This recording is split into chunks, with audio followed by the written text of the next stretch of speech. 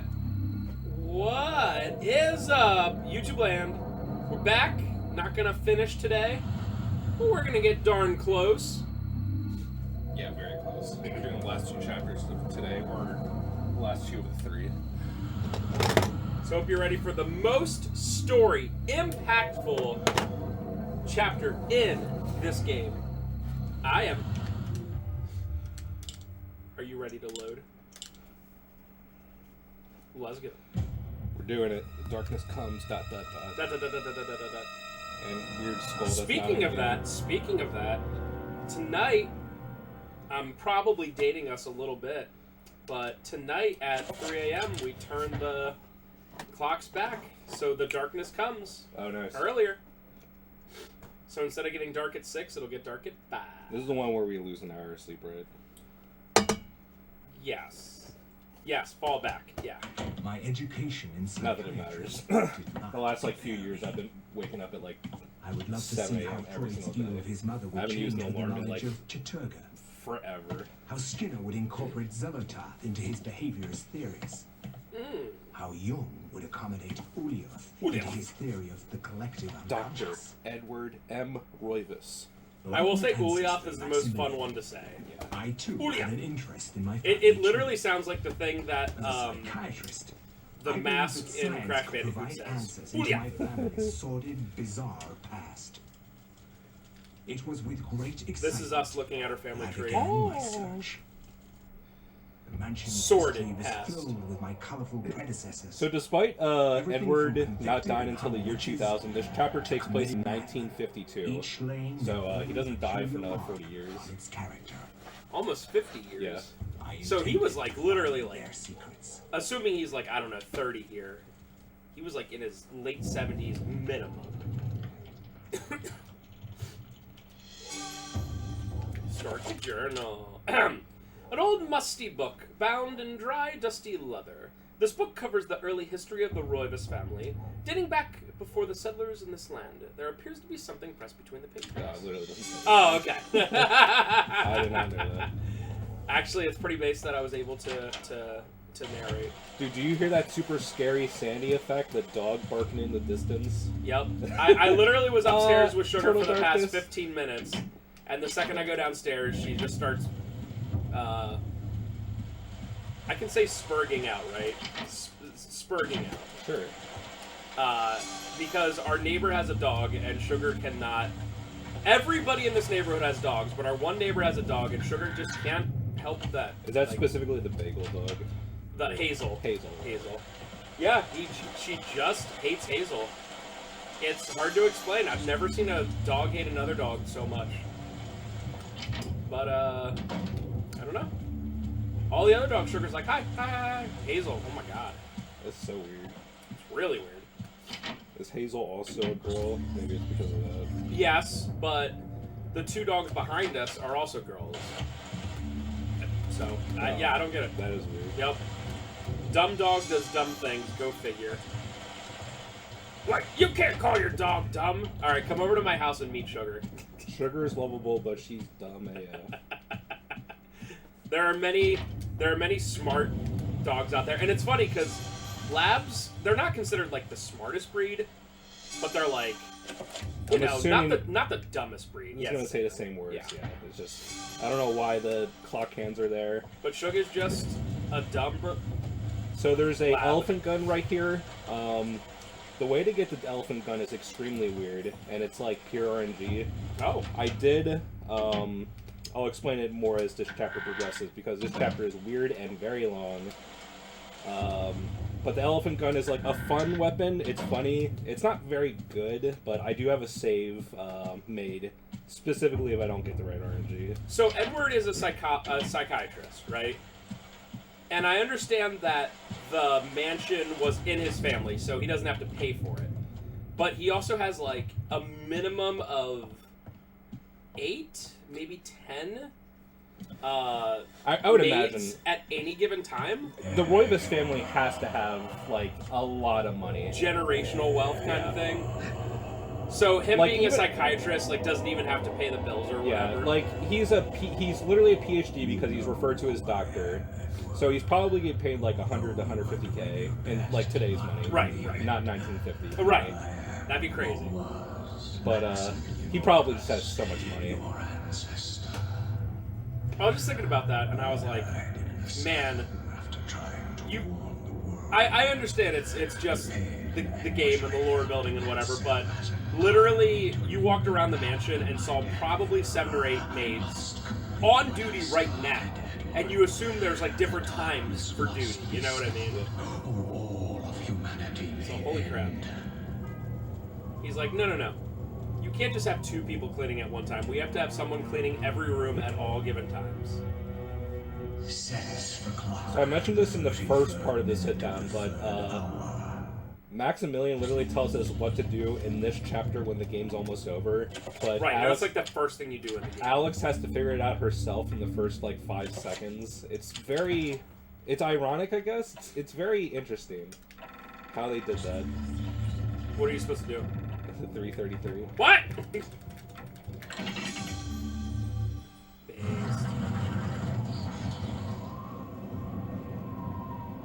Yeah, I like when it gets darker earlier, speaking of fallback, but in the morning when it starts getting light out at like 6 a.m. now, that sucks. Yeah.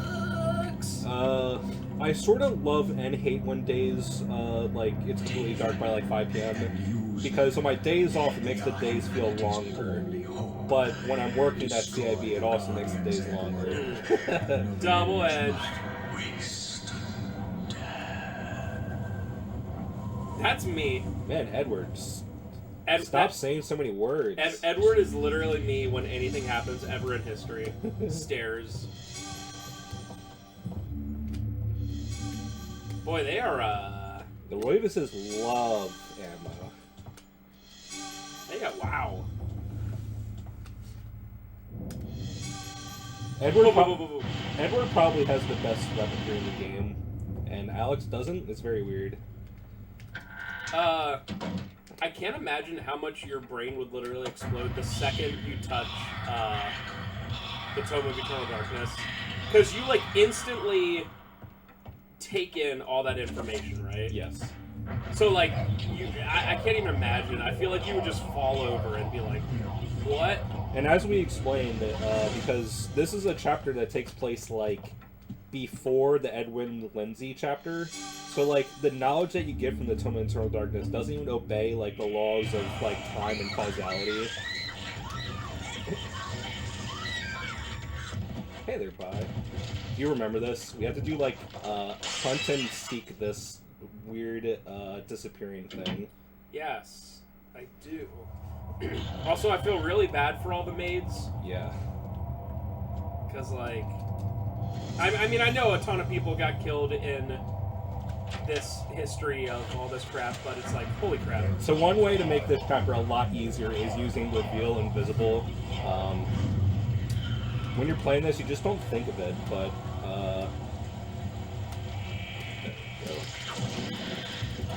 it is completely RNG who he targets. I did this chapter today, and he went up to the 2nd floor and went to the master bedroom to attack someone. And in this one, he just attacked the random maid. So I think we have to do this 3 times. We can't get to the basement right now because it's locked, and we only have half the basement key. And we have to basically exhaust his HP 3 times for him to drop the other part of the basement. So this chapter is very weird because we literally just have to wait for this thing to do something, and it's not scripted what he does. And the reason why the elephant gun is RNG, if I get it or not, is because he has to attack the person in the master bedroom. And when you save one of your servants, they will give you something. She gave us shotgun shells, but if you save the guy in the master bedroom, he gives you the gun cabinet key. So are we just literally waiting for a cutscene at this point? He should come out and do something, but yeah, I just have to wait. It's not even like screen transitions. I've done this chapter like 5 times now, and it's just like pure RNG what happens. Very weird. But luckily, if we don't know what he's doing, then a cutscene will happen if he goes to a certain room. So we can always catch up with him. I'm not going to attack him, even though I could, because he might be going to the place I want. Oh, yeah, the elephant room. Oh. If he goes into the right door. Oh, I think I got the good RNG. Oh, wait, no, this isn't it. You'd think that this guy has the gun cabinet key, but he doesn't. Oh.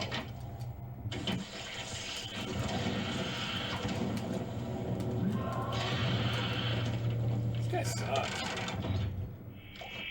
I don't mean the servant, I mean the... Yeah, he's not... It's just mostly he has this weird, like, monument thing that you can just restore all his health all the time. Gib. Yeah, he just has elephant gun here.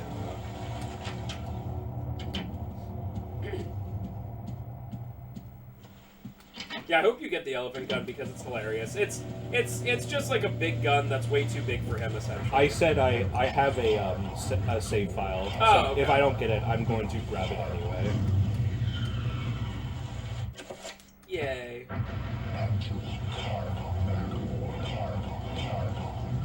Yes, Edward has seven point spells. No big deal. I'd love to. I hope the servers can just see what I'm doing, and they're just like, they see the Mancer rune on top of his head, like, that's cool. You have a shining blue saber. One thing that I don't quite understand is like the 3 and 5 and 7 point spells. Do they like travel through time in so much that who gets the 7 point spell? It's the 1910 guy, right? Yes. Like I said, the... Do you play as anyone after the 1910 guy? Oh, he just attacked me. Who doesn't have the 7 point spell? Like, chronologically? Yeah, Edwin Lindsay is the third to last in the chronology, and he doesn't even have 5 point spells. That's the only thing that, now that I'm thinking about it, I'm like, that's kind of weird. But Right? I was kind of explaining, but the Mantarok, the Tomb of Eternal Darkness, because it's in Mantarok's dimension, does not... Wait, did I get the... Okay, I wasn't paying attention. It doesn't abide to the, like time causality. So, things happen constantly in non-chronological order, but the tome accumulates knowledge in a way that's necessary for Mantarok to achieve its purpose. It's very specific and very weird, but I would imagine that Mantarok is doing this on purpose because he needs to have certain people at certain time periods to have certain spells. So that's why, like, this entire game is, like, once you fully understand the plot of this game, it's about how Mantarok, like, just manipulates 12 people in a very specific way. That makes a lot more ultimately sense. Dude, how many hits would this be if you didn't have... Oh. If you didn't have a 7 point, A lot.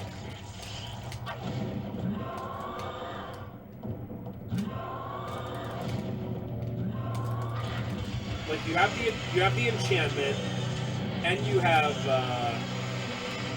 the 7 point Mantarok spell over you. Summon horror. Whoa.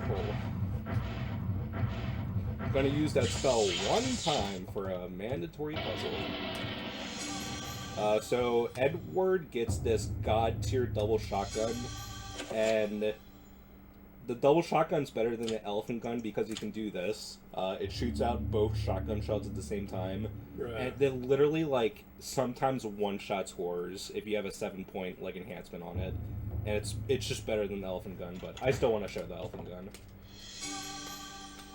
Man, dude, you get so much ammo in this chapter. I guess they assume you just used a bunch of it against this boss, maybe. Maybe. I find that it's just way easier, because you don't get the shotgun until this room, and if you want to use the shotgun with enhancements, you have to, like, grab it, then leave, and then maybe he might do something weird. So Yeah. I just do it with the saber. Yeah. No, that's fair. Alright, so I'm gonna load my save file. He has that same face in it. It's that face. I see it every day. Edward just going, huh? Hmm. Intriguing.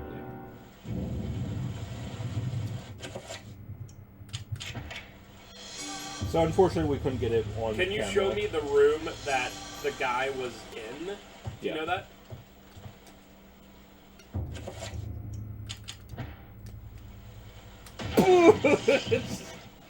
Okay, I'm sorry. I'm really. Oh my god. Oh my god, I was like, oh, is he a horror? No, or a skin, a bone. You can just kill every NPC if you want to. I guess that's true. Did it affect your sanity? I didn't pay attention to that. I think it did. I wasn't super paying attention though. You need to pick it up still. Whoops. Imagine if you got the whole way and didn't have it. Would be very easy to complete this chapter, but So an elephant gun's got to be pretty strong. I wonder what it says if you check it. The Holland & Holland double rifle fires an enormous .50 times 3-inch nitro slug, quite capable of stopping rhino or elephants dead in their tracks. Only crazy men would feel comfortable facing a Holland & Holland. Yeah, the elephant gun has a very unique property where if you shoot it right away when you aim it, Edward will literally just fall. It's this guy. This guy gives the key. Interesting. But if you shoot it immediately before Edward's ready, he will just fall flat on his butt. But if you wait like a second, then he'll be fine, kind of. Even though it's like a huge recoil. I'll show it. Hooray.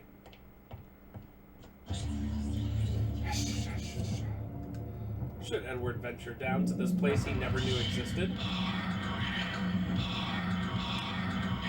So you're telling me Edward does this stuff, he finds the city of creatures, and he still somehow lives in this damn house for 50 years. Wait, can I set the mode of the elephant gun to 2 shots at the same time? Did I see that right? Ooh, I didn't realize this when I was playing this today. Oh my god. Oh my god. How does an elephant gun even shoot 2 shots at the same time? I'd be like, Hey, buds. It didn't die. That's why the elephant gun sucks.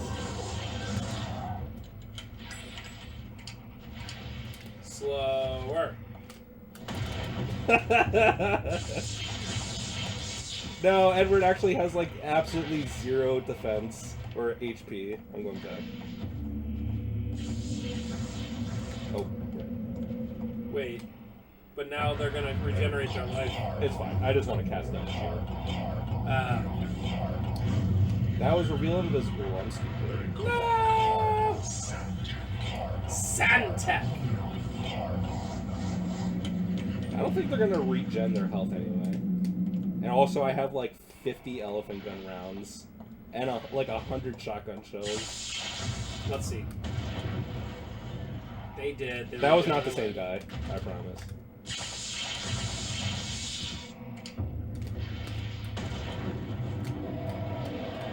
No! Must be nice to have these freaking amazing spells. So, does he always fall over? Oh, I guess they do restore their HP. No, let me show you. So if you hold up your gun for like a second, now he won't fall over. But it's still a huge recoil. I'm switching to the double shotgun. It's so much better. I mean, it makes sense. I'm sure if I shot an elephant gun, I would fly back.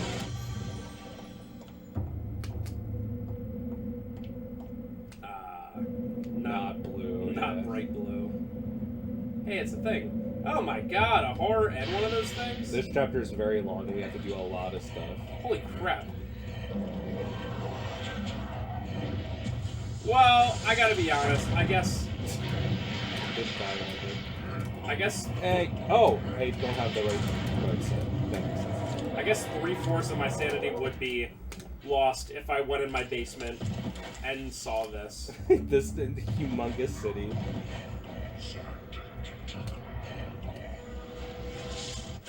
What's he doing now? Shield spell? I think so.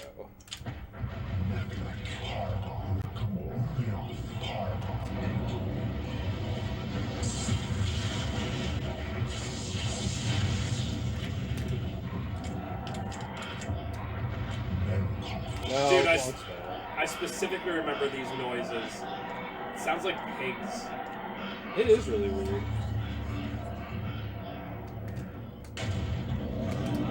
Get Shrek'd, idiot. Literally one hit. There was 2 hits. Oh, okay. But that's the hardest, like, regular enemy in the game. I keep casting reveal immersion. Santec!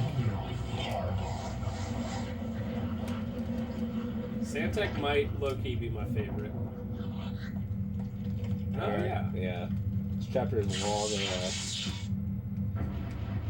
I thought Alex does this. Alex does it too. Oh. And if I would change one thing about this game, I would make it so only one of these Roivases did this. So I've this reminds me, because it's like, this is kind of padding. Not this, but when Alex does it as well. So here's my question.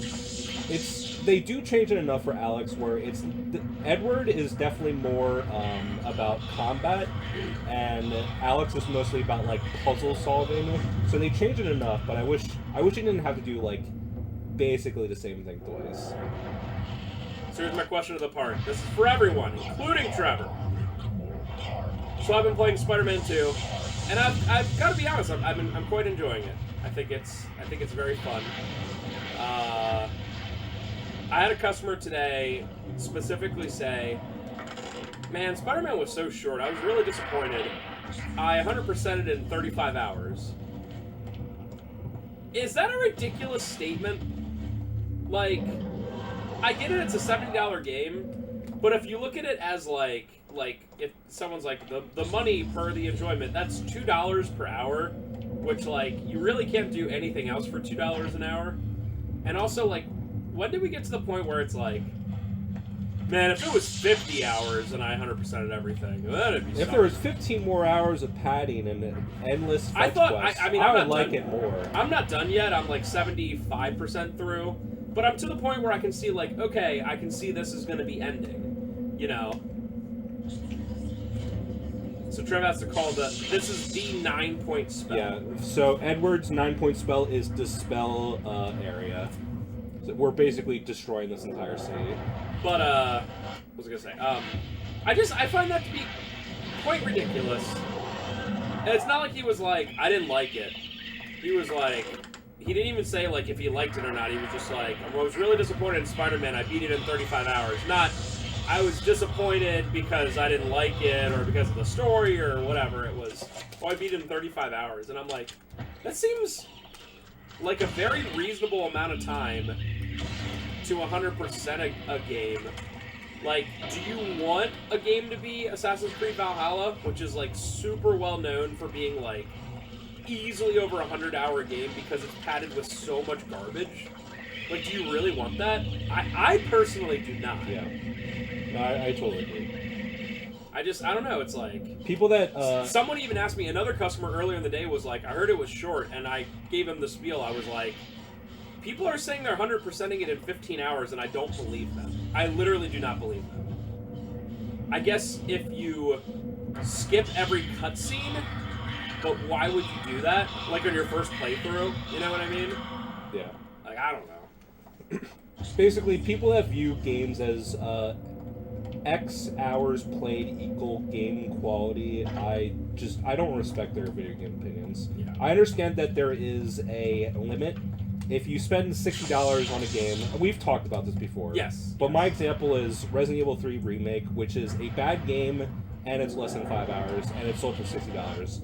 That's bad. Yeah. It's a short experience that's bad, and that is inexcusable.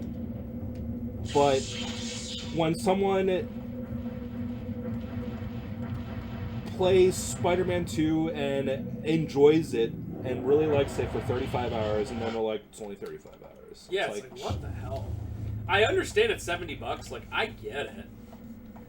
But man, it's like, would you rather play, I don't know, would you rather, let's say Resident Evil 2, you know, the remake, which, I don't know, is like an 8-hour game, right? Would you rather play an 8-hour game you really enjoy, or Assassin's Creed Valhalla? Which is, that's like the biggest example I've ever seen people mention. I haven't played it myself. But of games that's just like, this game exists just to, like, waste your time and just...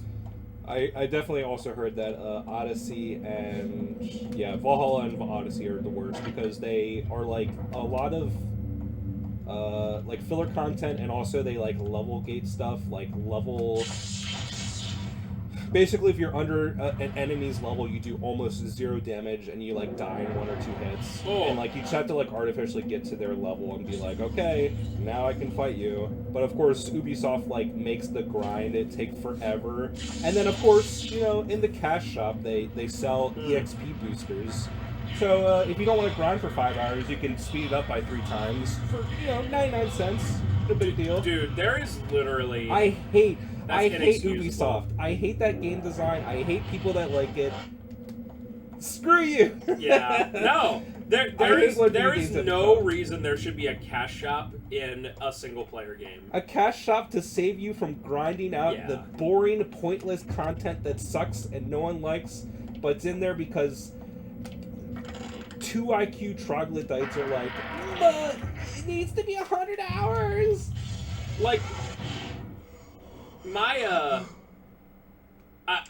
I know a lot of people would like even think that I'm being like too nice, but like a cash shop in like a multiplayer game is like bad, but not inexcusable.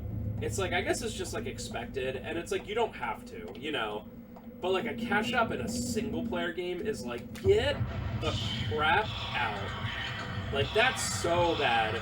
If I like booted up Resident Evil 4 Remake and it was like, hey, spend, I don't know, $5 and get a bunch more shotgun ammo, I'd be like, yeah, I'm passing.